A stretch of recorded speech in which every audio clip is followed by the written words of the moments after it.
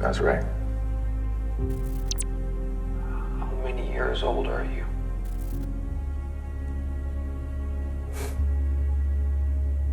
$39. Do you hear it now? What's up, everybody? Greg and Ryan here to break down the third episode of Castle Rock, Local Color. Now there are spoilers ahead, you have been warned. Before we get started, make sure to subscribe to Universe, where we got you covered for comic deep dives, TV breakdowns, and movie reviews. Episode 3 is the Molly Strand episode. Yeah, you can call it that. Yeah, and this is why we didn't talk about her in the episode 1 and 2 breakdown, because we really wanted to kind of focus on her here. Although there are a few plot elements to the Henry Deaver plotline, and there's a lot revealed about him and his father. This is easily the best episode so far. It's only the third episode, but still, it gave me everything I wanted. Weaving together the plot lines with Molly and Henry so succinctly, even all the way towards the end of the episode, was perfect. I loved it. And the painting of her character is great. Yeah. And then on top of that, the way that the show sort of waited until episode 3 to unpeel a little bit more about the background of his father's death and her relationship to that and her background. Like in episode 2, she's interrogated by the police and she's got the blanket up and then like exhales. I thought it was like some Sixth Sense like, what? thing. Yeah, right. Like what's going on there? And it's like then in episode 3 you get like the full I love that explanation of it. And it's like I love that the show is that aware of its episodicness and like revealing the plot. That makes me thrilled for the show going further because It bodes well. Yeah, because this slow burn really has a payoff to it. Yeah. I'm okay with this. This episode also made me wish that Molly was the lead character. I don't know. The second they hit you with the powers and her backstory, I'm sold. And Linsky is a phenomenal actress in this episode too, by the way. Melanie Linsky inhabits the role of the character.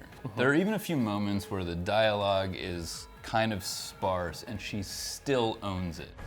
Things happen when we're together. When And it can be overwhelming. And sometimes I can lose track of myself, and I cannot afford to do that again. Molly Strand is a real estate agent in Castle Rock who has mortgaged her childhood home to lease a space she wants to convert to commerce to bring business and economy back to Castle Rock. Her real estate sign says, "Live like a king." Okay.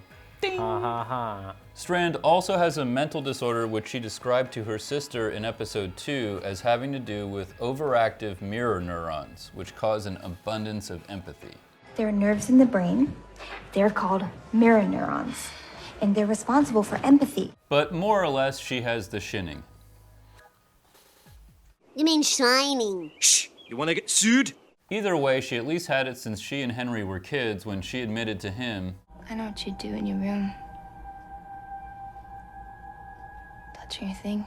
as an adult, she has learned to live with it. Her coping method is drugs, and the people who know her can tell. Already in this episode, I just have like 2 favorite moments for this character. I love when she goes off script in the TV studio.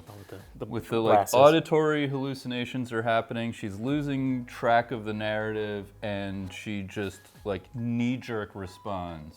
Yeah. And it's great. And this is just the latest in a pattern of abuses by our local authorities that stretches back decades. So, yes, I think Castle Rock is ready for a little change.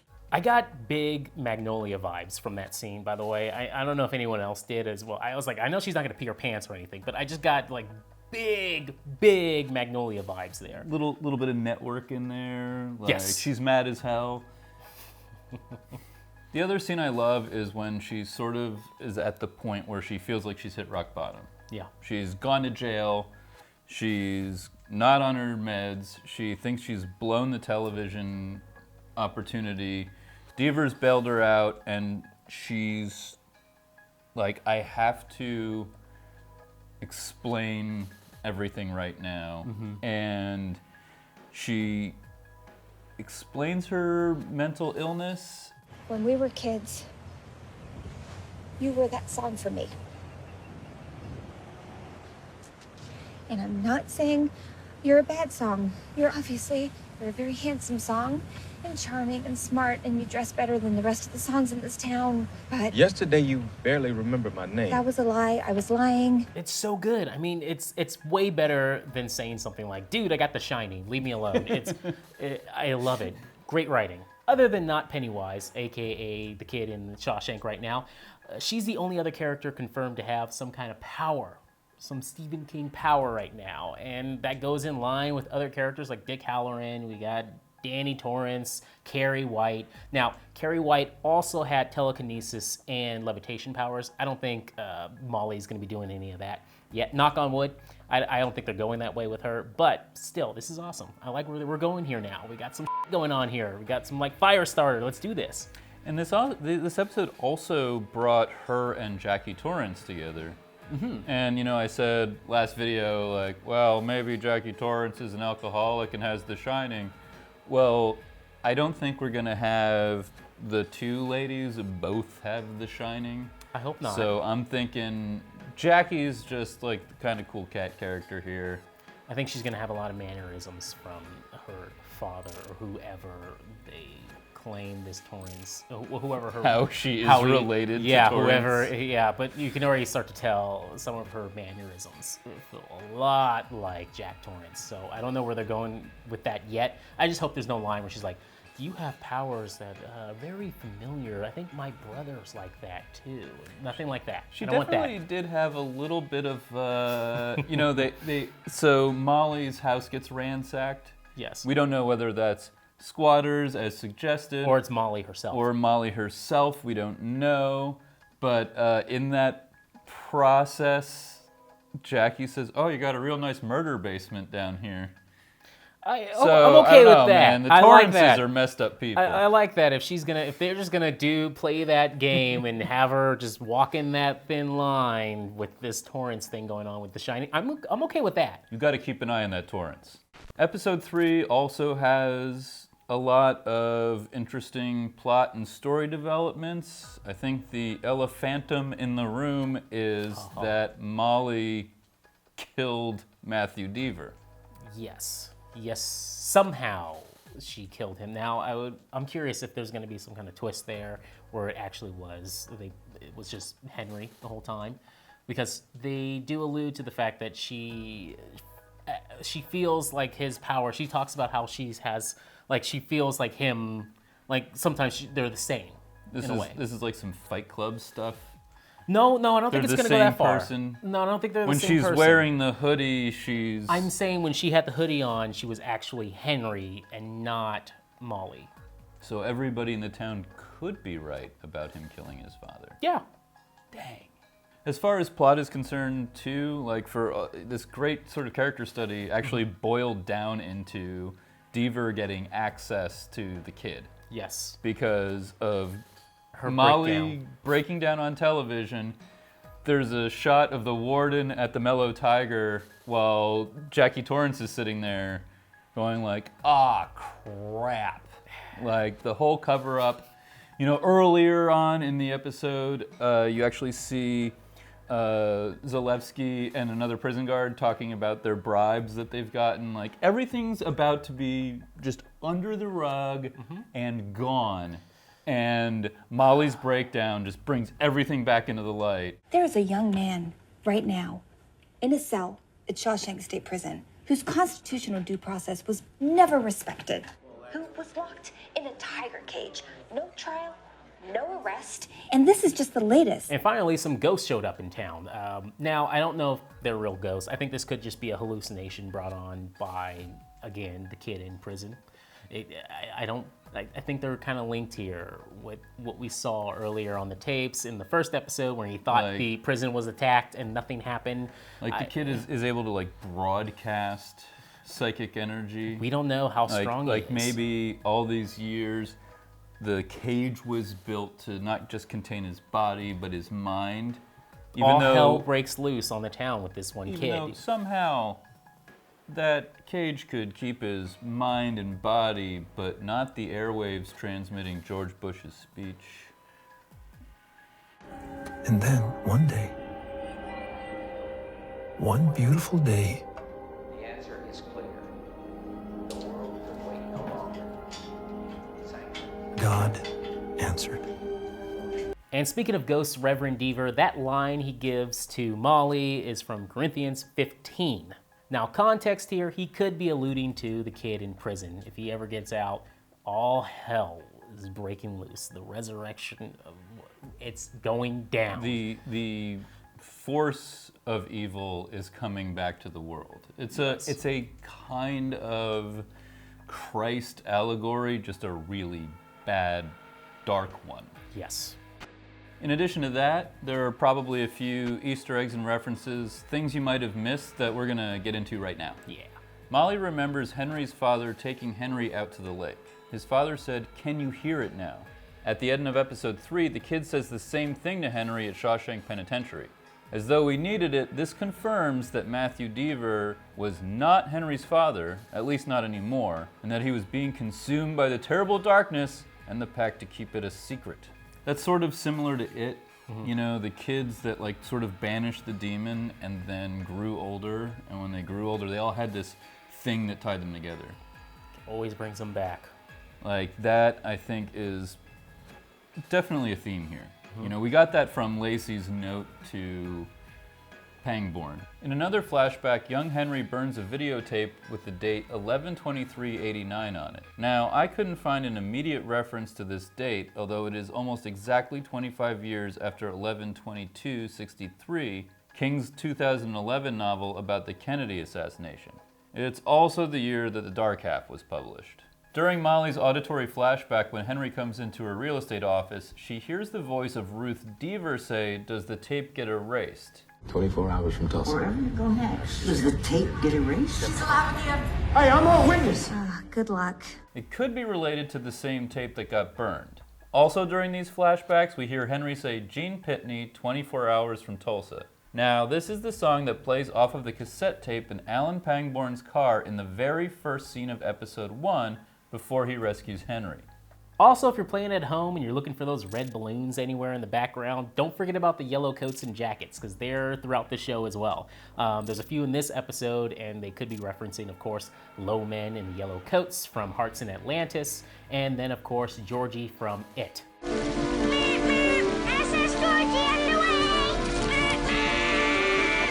Molly Strand can be seen wearing one when she goes to buy drugs from Meryl, and a little girl's wearing a yellow jacket when she's approached by Molly before she enters that creepy children's mock trial. Now, that mock trial,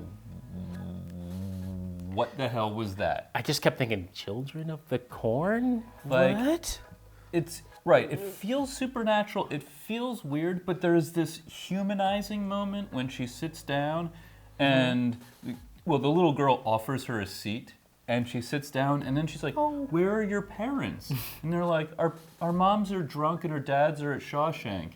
Which kind of steals the, like, supernatural out of the room. Sucks it out. But at the same time, the masks, the lighting, the whole tone is so creepy. And I think those it masks kind of, too. like, it goes to this feeling of, like, maybe that kid getting pulled out of the hole in the penitentiary is just already spreading, and it's getting to the kids first. I don't know. I think those kids were doing that before Lacey offed himself early in the episode. It's just bad parenting. That's just bad parenting, I think. Also, on those masks, if anyone in the comment section knows if those are a reference to anything from King's work, let us know in the comment section down below. Yeah, I didn't get it if there was, but it felt like it. Yeah, I just kept thinking, Children of the Corn. No, it can't be. It can't. Another one, Molly's real estate office is in an old woolen mill. This could easily be a little tip of the hat to Graveyard Shift, which was a 1970 short story by Stephen King and a movie that was made in 1990. Lastly, this isn't so much as a reference or Easter egg as a shot in the dark and maybe a waste of everybody's time. Oh, God. Molly goes to the Timberland Motor Court to get drugs. So a motor court is a motel, which is like a hotel, which is like a lodge. Wizard got my brain. The Timberline Lodge in Oregon is where the exterior shots of the Overlook Hotel were filmed for Stanley Kubrick's The Shining.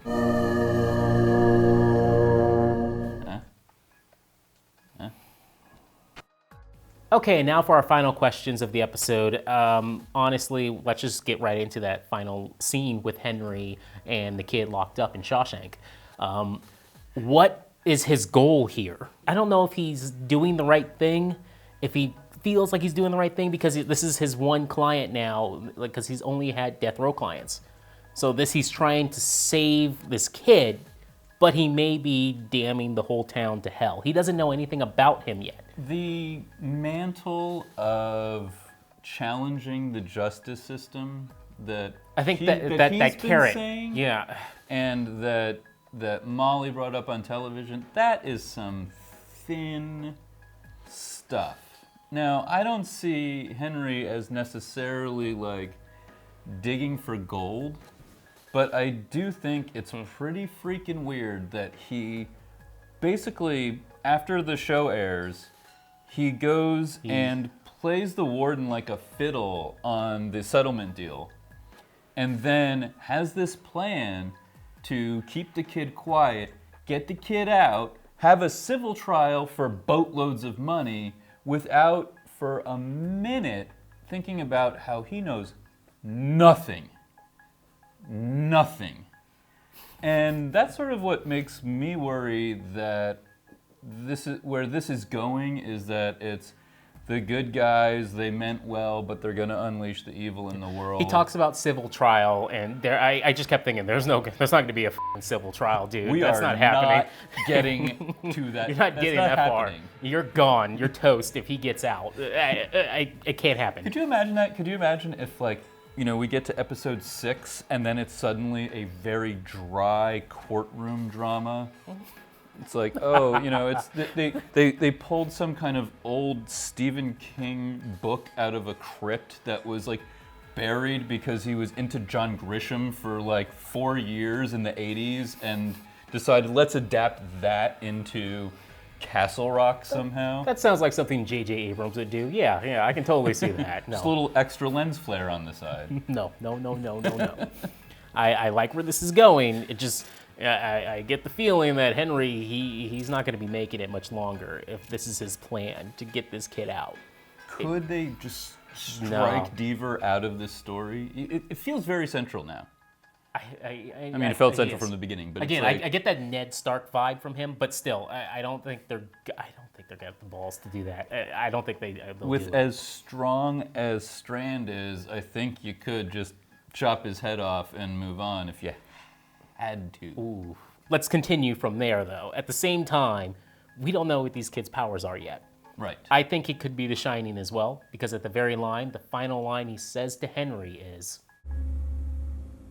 Do you hear it now?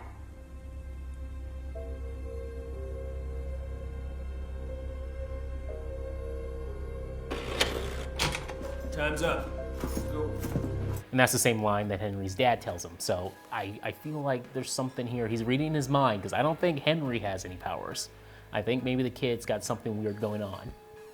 Now, on top of that, you know, the sort of classic trope to the Stephen King story is the almost sort of Scooby-Doo level of like teaming up that happens, right? Oh God, like, you're right. unlikely partners get together, and one of the things I actually like about this episode is that when it ends, there's kind of this camaraderie that's building between Deaver and Strand, and it's like there's a sense of momentum. What if the kid too? What if it could be the kid too? Well, They don't know, and they're being buddies with the devil. That's my other question, which is, who are the other members of the team? Does Alan Pangborn come on, or does Alan Pangborn, Jackie Torrance come on? No, like, no. Who fills out the mystery mobile? Jackie's going to be joining them somehow, some way in this mystery van. But at the same time, I think Alan Pangborn's going to be waiting with a shotgun outside of that prison, waiting to see if he ever lets him out. I'm guarantee you that, but he's probably going to. Or is he something bad's going to happen? Is he going to be the one that pulls off the mask at the end and blames the meddling kids? Oh. I hope not. I hope we're not going that way. All right, everybody, that was episode 3 of Castle Rock. I feel pretty good about this right now. This episode was really strong to me, and I'm excited to see where it goes next. Me too. This is my favorite episode so far. So hoping to see everybody else for the next one. Let us know if you caught anything we didn't down in the comments, and we'll see you next time. Bye-bye.